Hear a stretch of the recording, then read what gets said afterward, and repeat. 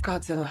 Finally, we are going to see this epic showdown between Godzilla and Kong. I think people are waiting for this. Fans have been waiting for this for a really long time. They're going to have to wait a little bit longer to see what happens. I wanted to ask you, I know you like reality TV.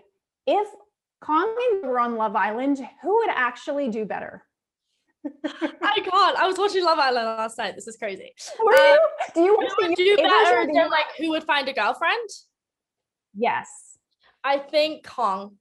I think Kong is like, let me tell you how I feel. And Godzilla's like, no, my man, don't talk to me, you know, and no girl likes that, you know, no girl, you know, I mean, maybe you do, but I don't. So I think that Kong is more emotional and he's going to tell you how he feels. I think Kong is going to win Love Island 2021.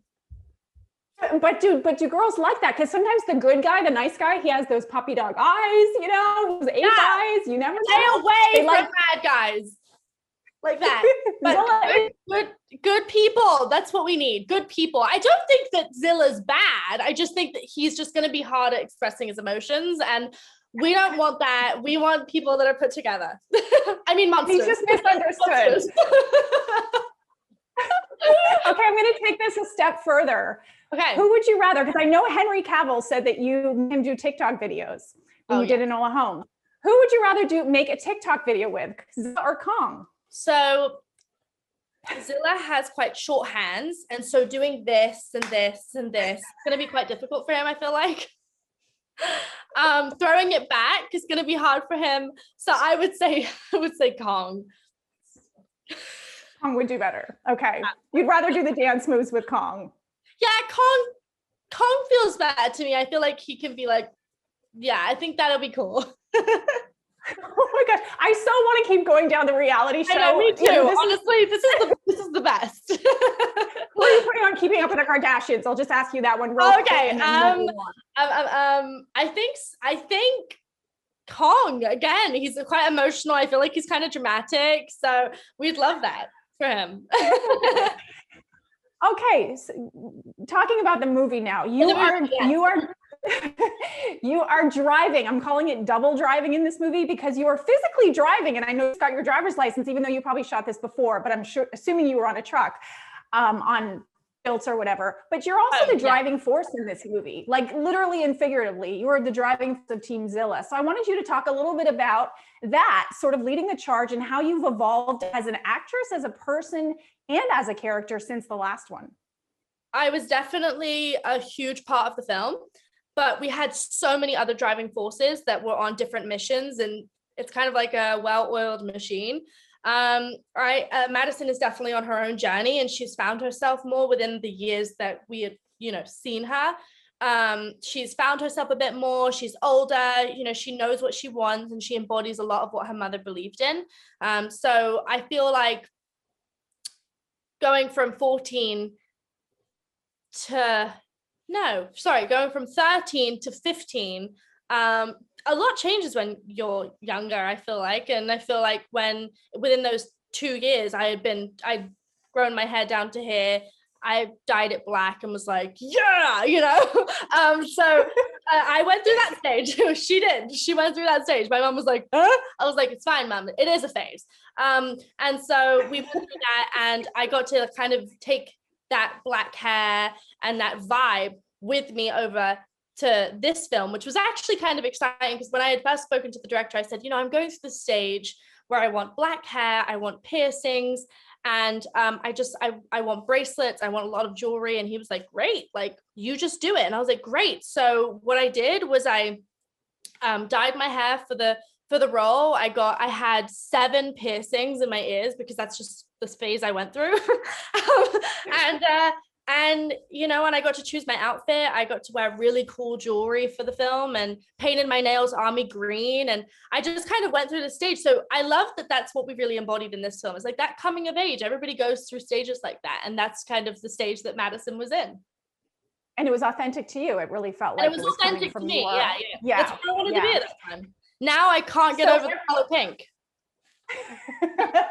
Same, always. You, Brian, and Julian have such a great dynamic, and I feel like every film you work on, you always have such a good crew, and I always feel like you really bond with your castmates. You really feel that energy. You really felt it in this one.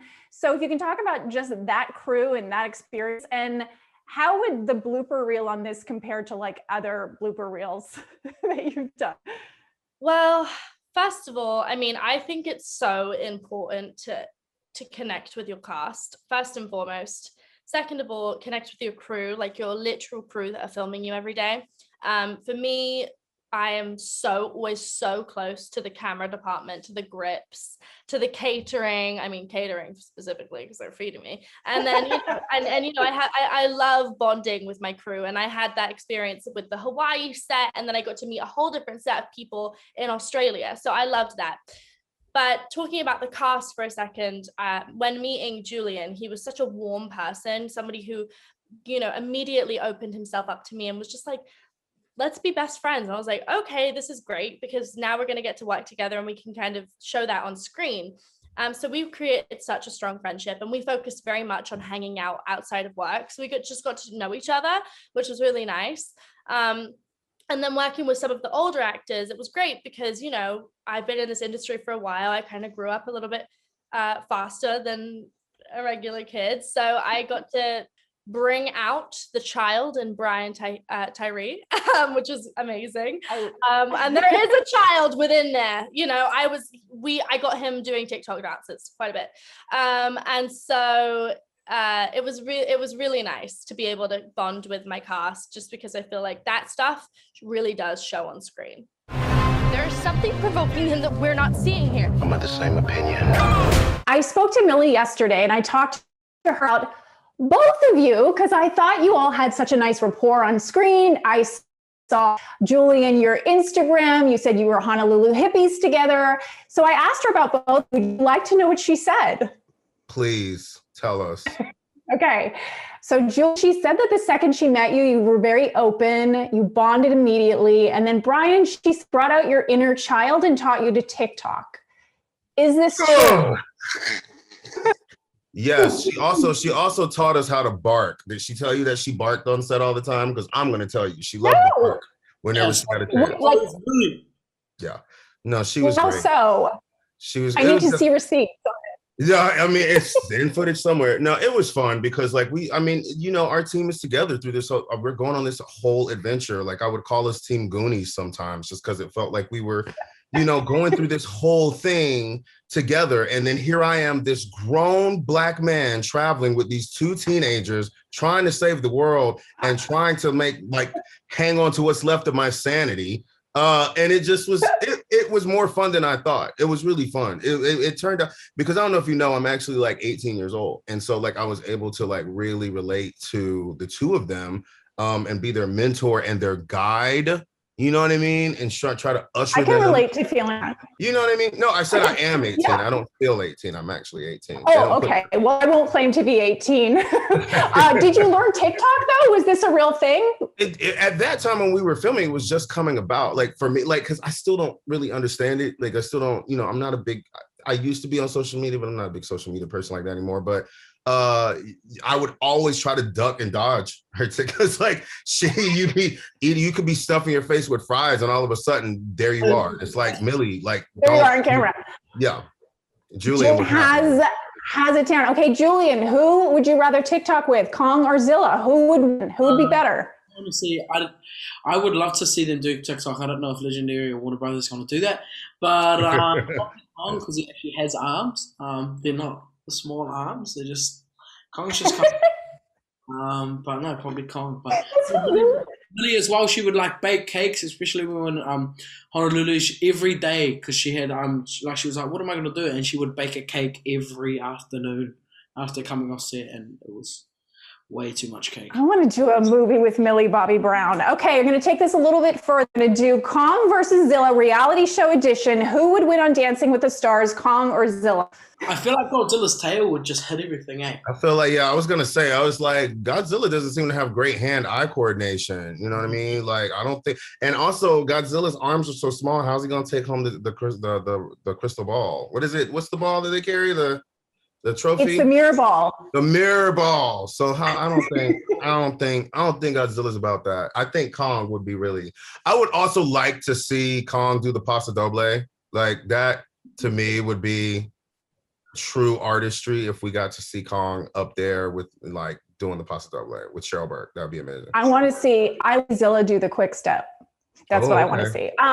I wish I had more time because I don't have much time. But Brian, I just wanted to ask you really quick, working with Chloe Zhao, she's amazing award season, how it was to be a superhero, Eternals, just a little, what to say about it. You'll see. It's coming out later this year. Working with Chloe was absolutely amazing. I'm really, really proud of her for the work that she's getting recognized for.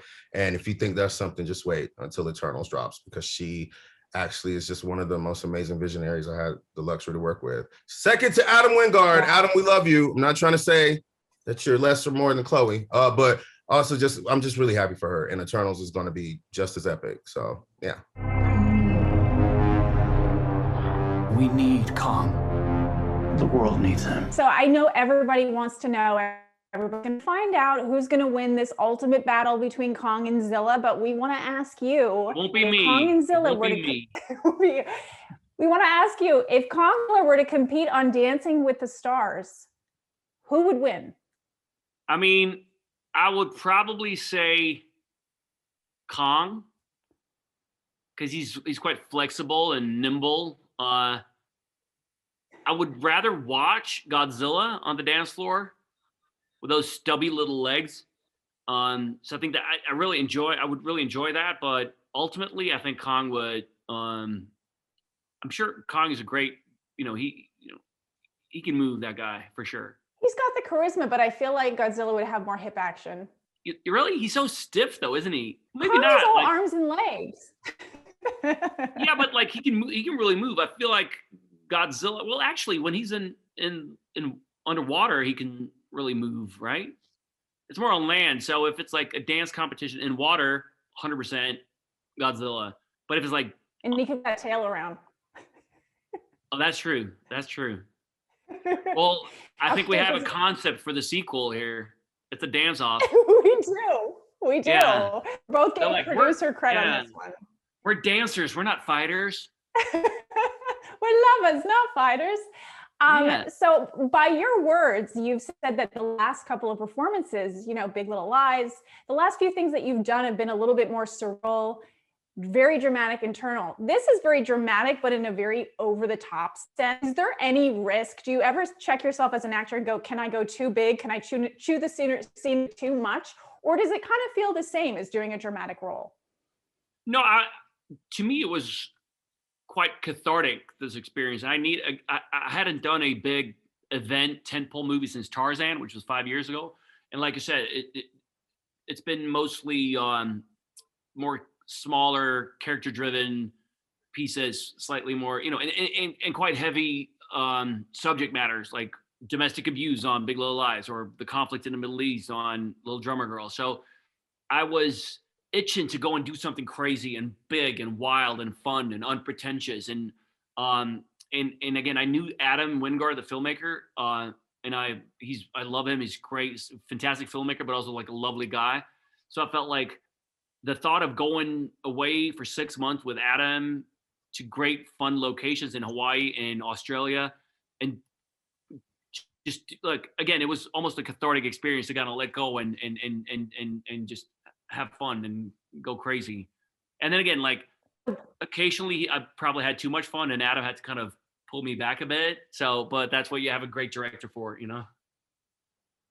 I've heard that you're sort of a fan of like Indiana Jones and some of the classic movies. And this is such a classic. These are two of the iconic movie characters in history. Did you have a geek out moment that I'm going to be on screen with Kong and Zilla? As much as you've done in your career, is there sort of a geek out, like, are you a fan of this genre and this franchise?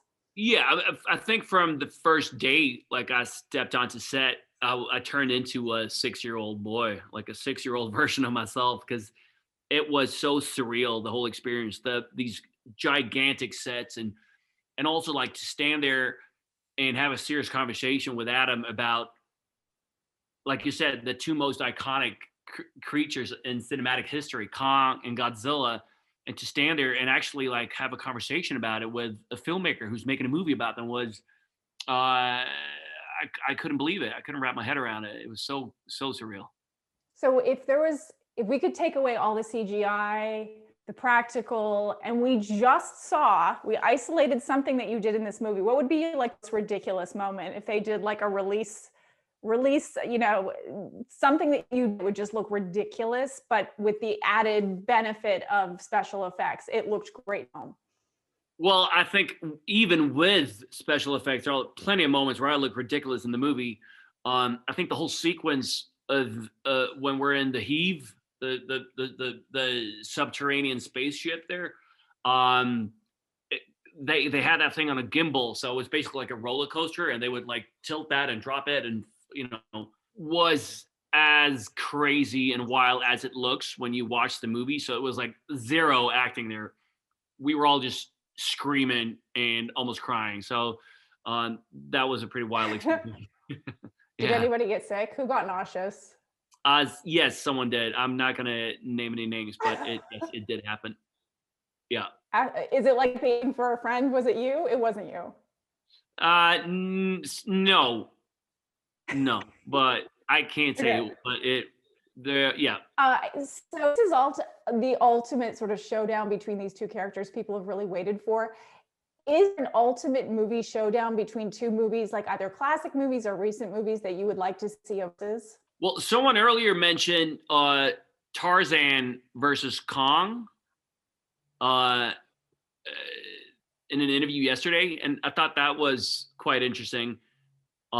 But then I realized that I think they would get along really well. I think they'd be pals, Kong and Tarzan, because they're both like, if you leave Kong alone in the jungle, he's pretty happy-go-lucky and just kind of chill, and so is Tarzan. So I don't think it's a great pitch to the studio. Like, it's basically 2 hours of Kong and Tarzan just chilling in the jungle, just hanging out, eating some bananas, so maybe not that fun to watch, because I definitely don't think they would fight. But I would really enjoy making that movie, but no one would watch it. But yeah, You'd dance. You'd be like Dancing with the Stars. You'd get along too well. I think so. I think there's no tension whatsoever there. I was thinking it could be Klein versus Kong. Like Klein, she would go toe to toe with Kong in a big way from Big Little Lies. She'd be amazing. Yeah. Really random, cheesy question, but costuming plays such a big part in film, and for whatever reason, your sunglasses really stood out to me. Like, it was such a character. It really was very character defining. Was this just a random thing, or were the 40 pairs of sunglasses you tried on before you guys arrived at it? Was there any significance to it? Because I don't know, for whatever reason, it was a fantastic choice. Well, the whole, so I think the sunglasses are a bit more 70s than 80s, but other than the look I was going for was Marty McFly from Back to the Future. Nathan, my character was, I liked the idea of that he was like a huge star of, he loved 80s, fun action movies like Back to the Future or Lethal Weapon. So I wanted I had the puffer vest and the kind of the stonewashed denims and all that. So it was, the whole look was inspired by Michael J. Fox's character. That's really cool. Except that you have much cooler glasses, version of a glasses, skateboard. again, I think the glasses are a bit more 70s, but we did probably try 40 pairs of glasses on, but like they were just too cool. She had nowhere to go, so I made a promise to protect her. And I think that in some way, Kong did the same. So I know this from interviewing you before. Your name in real life means angel and devil. Demon and angel, yes. Demon and angel. So are you a demon or an angel in the movie? That's, I think we're both, human beings. That's who we are. We're both. Sometimes the demon in us, comes out like more presently, like constantly, and then things go crazy, right? But sometimes angels dominate the day and the actions and everything. I think we have both, and I you know, that's pretty much how I choose my characters. When I see a character that is human, you know, I believe in human beings, not in, you know, villains or heroes or good guys or bad guys. You know, to me, it's about both. So when from what I know you, you have such a big personality, and you do such amazing dramatic roles. This felt to me like when I watched you in it, oh yes, because it's like a very big performance. He's a big character. How of a departure did this feel like for you from the stuff that you've been doing more recently? You know, that's pretty much what we love. You know, we actors are always looking for opportunities to go from one extreme to another, you know, and hopefully to land roles that demand different things from us. And that's pretty much how I choose my projects. You know, I try to go into opposite directions. And yes, you're right. In the last, you know, 4 films that we've been premiering over the last, you know, 5 months, there's a vast variety of different characters that is just a joy to play. You know, it's a gift when you have that as an actor. And then if that beautiful character is a part of a beautiful franchise like Godzilla and Kong, then that's even better. You know, that's a gift. I heard you say something about how you went from doing, like, you did Land, you did Midnight Sky, but then I think you did like a very small budget movie in Mexico. So how is it going from like the smallest budget you've done to something like this? Like, what's the biggest perk when you get on set of Good vs. Kong? Were you like, can I have coffee? Like, what was it? Yeah, well, you know, making films is the same monster, never better said, you know, no pun intended.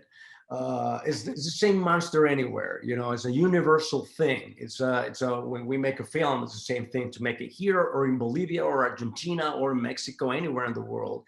The only thing that changes is the budget. You can see the difference in maybe on the catering. But again, you know, the film I did in Mexico was the lowest film I've ever made, and we ate like emperors. You know, like, oh my God.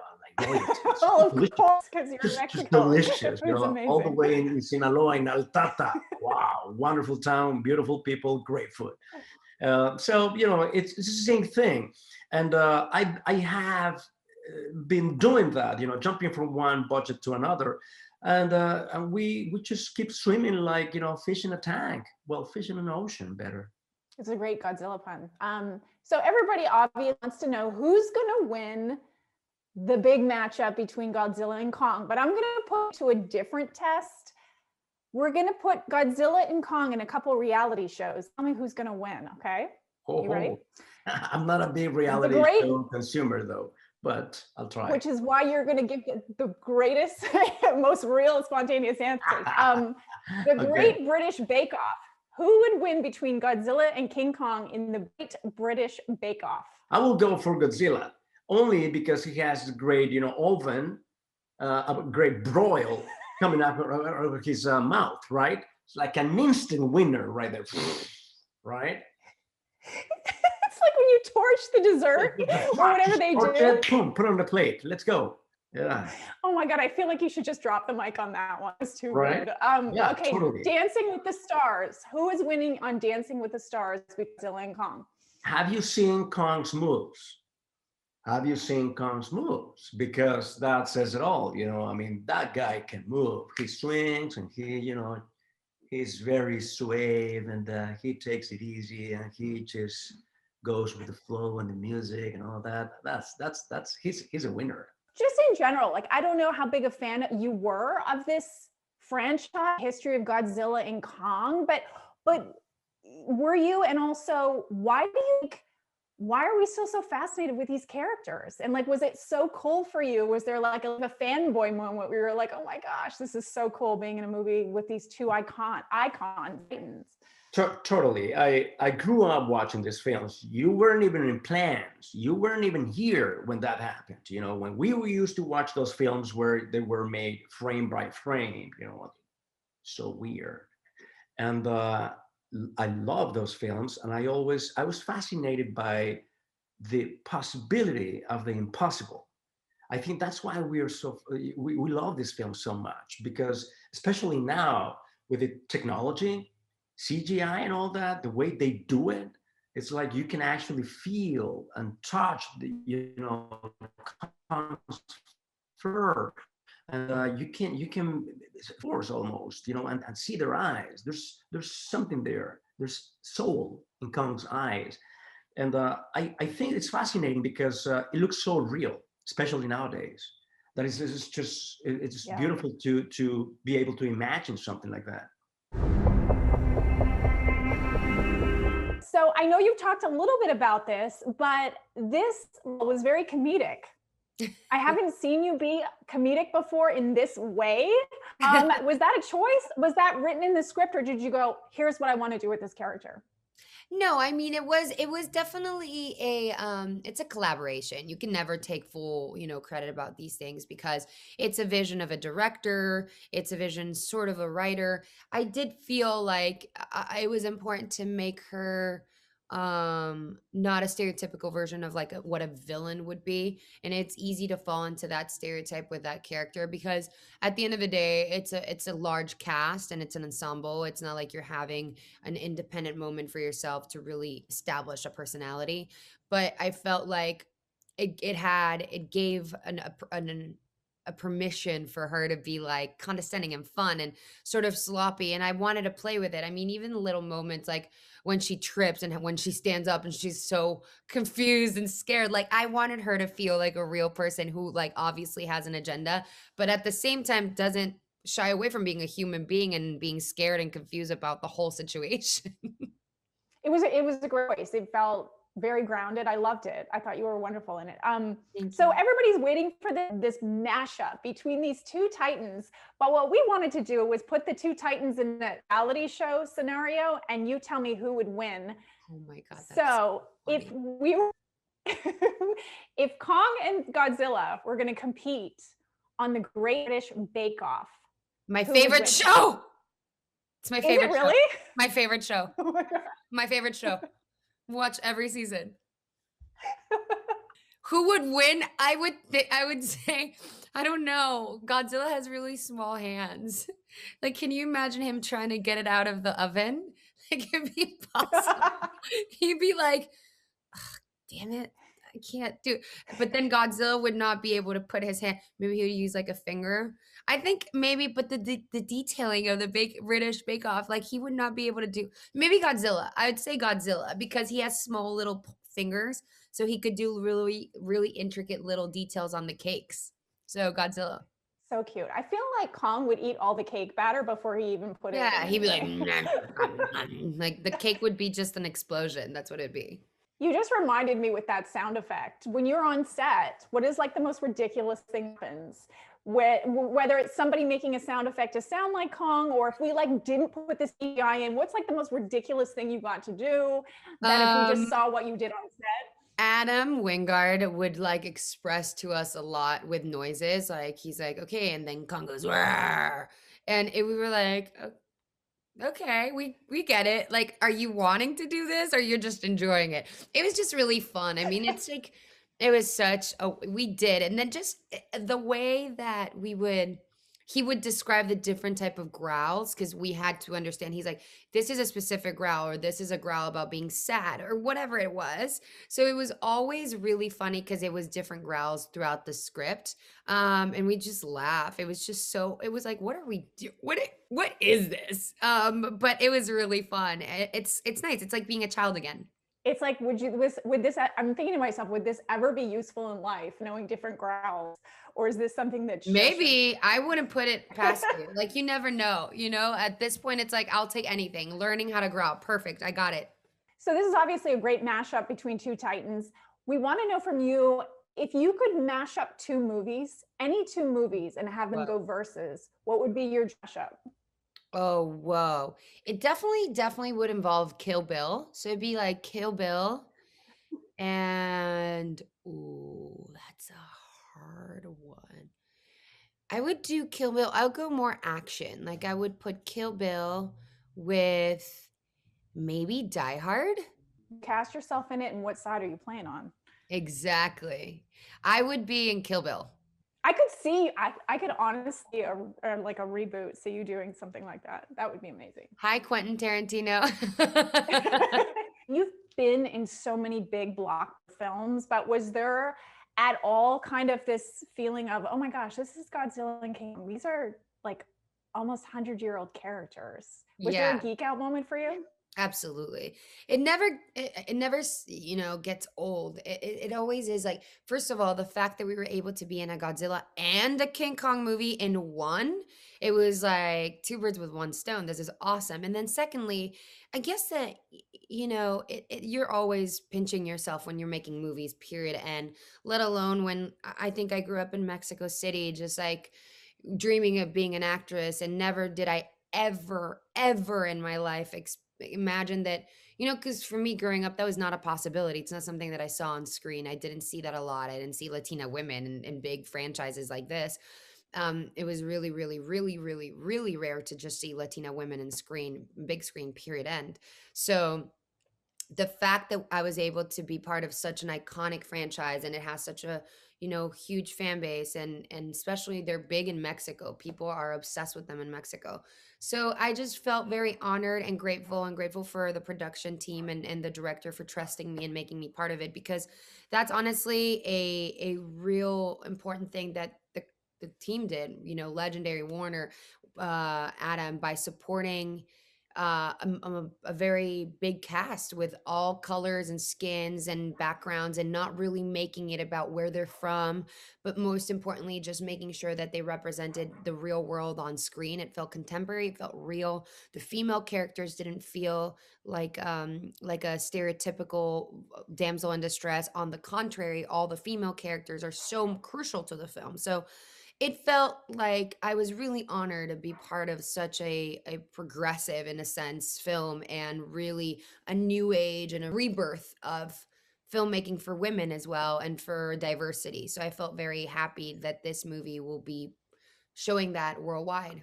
And I love that it's also really young women too. It's like you have Kaylee and you and Millie. It's like such a great message to not just have one, but have several young females that will be inspiring to other females. Yeah. That, and something that I was talking about with Demian too, is like having two Mexicans in one movie. Like, you know, there's something that always becomes a kind of a conversation where, like, you know, oh, they casted already a Mexican, so they're not going to cast two Latinos, or that's something that really happens to us. And the fact that that wasn't a thought, and it was like, yeah, there's going to be two Mexican people, and it's going to be fine, and it's not going to be a thing, and it's going to be natural and organic. And also, they're not a stereotypical version of what we look at when we see Mexican characters portrayed in big screens. It was a gift. The whole movie was a gift. I am grateful. I'm so happy. I also love it. I think the audiences are going to like it. So I hope they get to see it on the big screen too. And this child, she's the only one he'll communicate with. Both of your performances really felt, to me, the heart of the movie. There's so much big action, but these films always have to have a heart. So I'll start with you, Kaylee, and ask you, how did you create, there was such a soulful performance. How did you create such a bond with a character that wasn't there? I just imagined that he was there, with reading the script and reading the emotions, and, you know, I believed he was there. So much of that I think is due to a young person's imagination. And Rebecca, I wanted to ask you, had you signed before, and how did you and Kaylee create that bond on set? Because I really felt that you had a history, that you really had that relationship. No, I didn't know any ASL prior to this, and I feel very grateful that I know some now, because it really is quite a beautiful language, and I learned so much about it. So many sort of dumb preconceptions that I had. Like, I thought it was all about your hand movements, and actually so much of it is about expression and face, and which is not dissimilar to what I do as an actor. As to the bond that you see on the screen between Kaylee and I think it just comes from the fact that we spent a lot of time together on set, and she was teaching me ASL throughout the filming, either her or her father or a couple of other people. And so, you know, we had this relationship off screen as well as on screen. And, you know, I really relied on her enormously. And she's also really fun to hang out with. She's very funny, as well as being a brilliant actor. She's just like nodding. You are too. And you got to go to some pretty cool locations, Hawaii, and hang some amazing locations. And I think over the years, we've seen Kong before with people, but he connects with you, Kaylee, in a different way than we have before. So why is that important for you? And what do you hope audiences will learn and take away from it? Without that connection, Kong wouldn't be able to get to his home safely. And he, you know, it might have been the end for Kong. So if somebody that was able to communicate with him like Gia was, it was able to bring him home safely. And supporting Kong, I feel like it made him happier to want to go home and be safe. I just wanted to follow up and ask if this is Kaylee's first movie, because I looked and I don't see another film on her resume page. So it was first film. And how did she get this role? This is my first time, yes. Like? How did you get the role? I was actually contacted through social media. I was involved in another short film, and that film led them to finding me until now. You reminded me of a young Diana Prince, AKA Wonder Woman. I'm wondering if there's a film like that you would like to do in the future, if there's a role. Oh yeah, I want to be involved in something like that.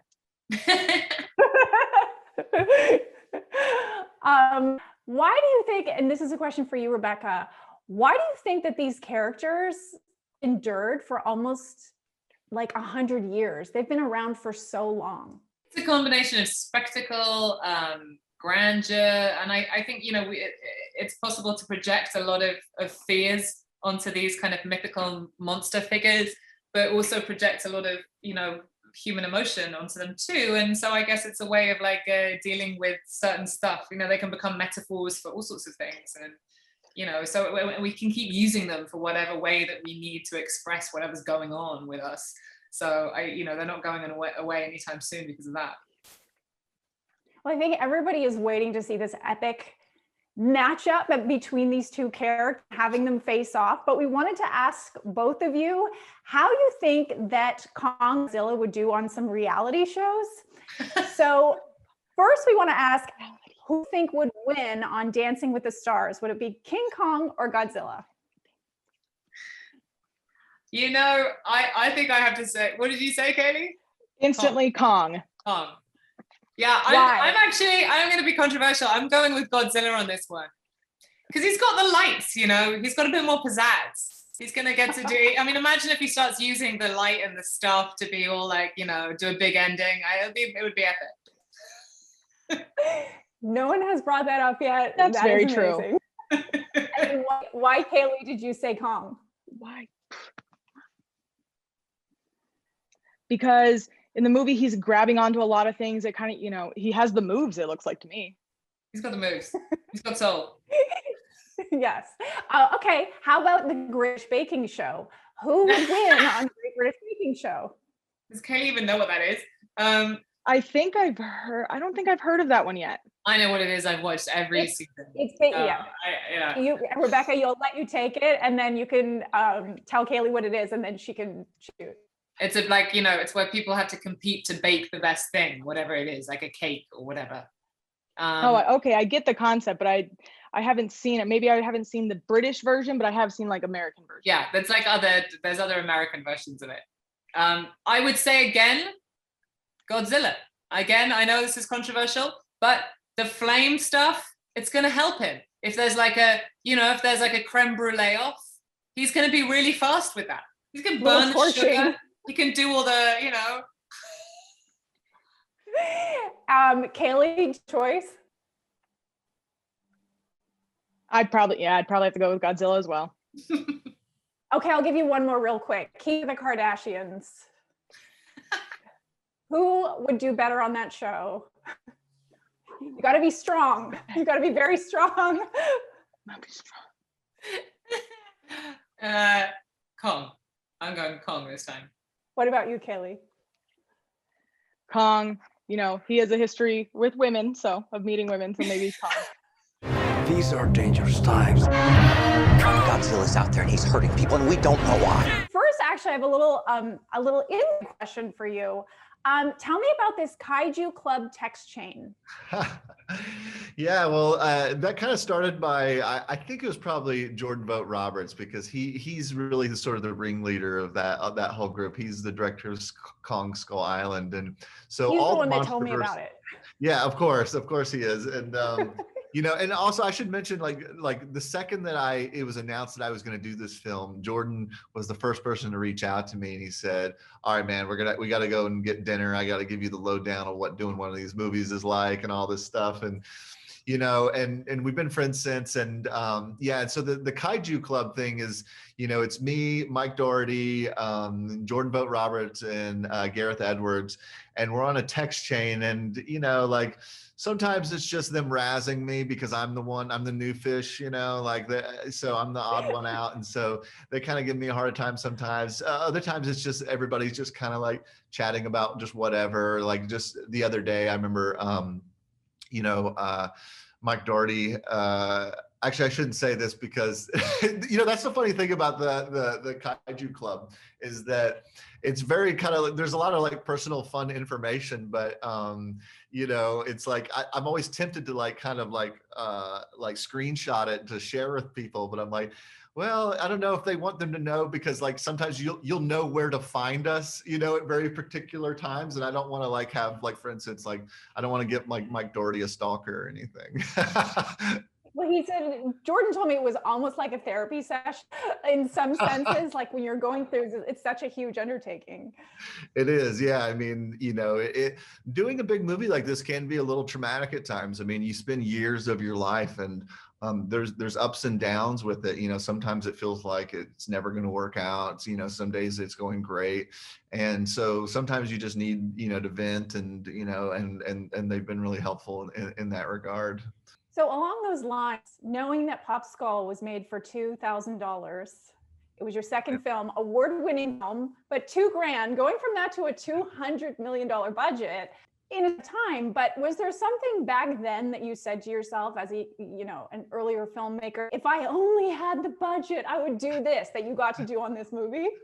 Well, you know, the funny thing is that you say that on every movie. I mean, even on a big movie like this, you're constantly saying, like, if we just had, you know, $15 million more, all of our problems would be over. Because, you know, it doesn't matter what budget level you're at. You're constantly, your film is always more ambitious than what you have the money for. So on Pop Skull, you know, it was always like, if we just had $10,000, we could just have whatever we wanted, you know. Or on Your Next, if we just had $1 more million, you know, out of our $1 million budget, you know, we'd have zero problems.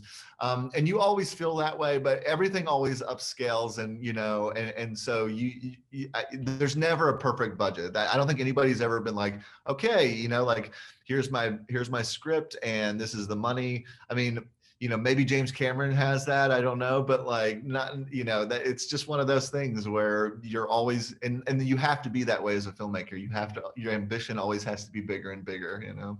It's totally a metaphor for life, though. We're never satisfied, are we? We always want that little bit more, get it, and then we get a little bit more. Everybody has been debating for so many years. It's one of the biggest movie debates of time. Who's going to win between Godzilla and Kong? But I want to know for you internally, what was like one or biggest debate, or one of your big debates in terms of creating? I heard something about the size of Godzilla's head. You'd maybe debate that. But what was your biggest internal debate as you were creating this film? You know, I think like for me, it was like you know, all the technical things weren't really ever a problem, you know, like the actual fights, you know, they kind of were always working themselves out. There was a lot of logistical things within the scripts that were an issue. I mean, this is a movie that's just under 2 hours, but we fit a lot in 2 hours. We go all over the world, you know, like we go all over the place. And so there's just like logistical issues because you need your characters to get here to here and then back over here. And you need to do it in a way that doesn't feel forced, and, you know, and still has the weight of, you know, the experience. And so that was probably the biggest kind of challenge that I kind of wrestled with, was, you know, just nailing aspects of the script. And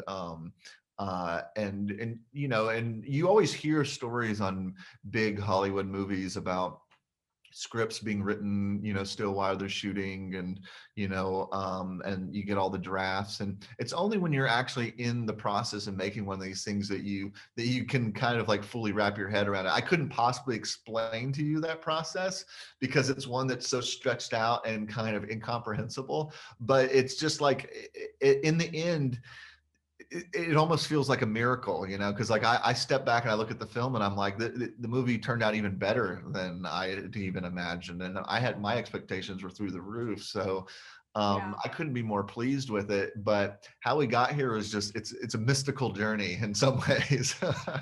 Are there, for fans, are there Easter eggs people can look out for? And I know that there's a pop like homage in there. But there are Easter eggs as well in this film? Yeah, I mean, there's lots of Easter eggs, some referring directly to King Kong versus Godzilla, the original 1960s film. But then there's a lot of Easter eggs, which you can kind of see some of them in the trailer. There's a lot of 80s action, and early 90s action things, like some direct Die Hard references, Lethal Weapon 2, and then of course Jaws. Those are some of the more obvious ones. That's the fun thing about Easter eggs, is that it'll be fun for people to check them out and find them. But of course, there's like tons of them in there, and and the thing about VFX nowadays is that you can hide so many interesting little things because you have to create all these like intricate details, and so not only am I putting lots of stuff in there, but occasionally I still find things that the VFX artists are putting in there that like maybe like for instance I've only seen like on the IMAX version where you're like, oh, I never noticed that little thing in the tiny corner over here, even after all the VFX reviews and all that kind of stuff that we did.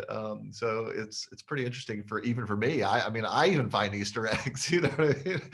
Well, I'm hoping that we're going to see like a 4-hour director's cut one day for this film. But this is going to be the film that a lot of people see in theaters after not being in theaters for a long time. So what does that mean to you? This is the perfect movie to see on the bigger screen possible, as far as I'm concerned. Yeah, absolutely. I mean, it's literally doesn't get any bigger than this with these two icons. So, we made the movie, with the theatrical experience in mind, and then the world changed, and now there's a bit of a compromise where you can still watch on HBO Max if you're still kind of in the midst of the pandemic. But really, at the end of the day, it's like this is a film that we're hoping will kind of reinvigorate cinemas and get people going back to the movies. I don't know what this theatrical success would be considered nowadays. I mean, I think that the bar is relatively low in terms of the box office. But I really hope that like we can get people in there, because I think that they'll have a really magical experience. I'm not going to lie. I've been looking at the AMC theaters here in LA now that the theaters are opening, and I've been tracking like, if those screenings are filling up, and they're starting to sell out really well, even weeks in advance. So I'm very, very excited. And I'm also gonna I plan, once the movie comes out, I'm gonna go and get some tickets, and I'm gonna discreetly sit in the back of the theater and watch crowds watch it, because I just haven't had that experience yet. We did one test screening before the pandemic, and it went really well, but we haven't done another one since, so I haven't really seen it with the audience very many times. So I'm very, very excited. This is an audience movie, so that's the experience I'm really looking forward to the most, and have been since the beginning. Kong bows to no one.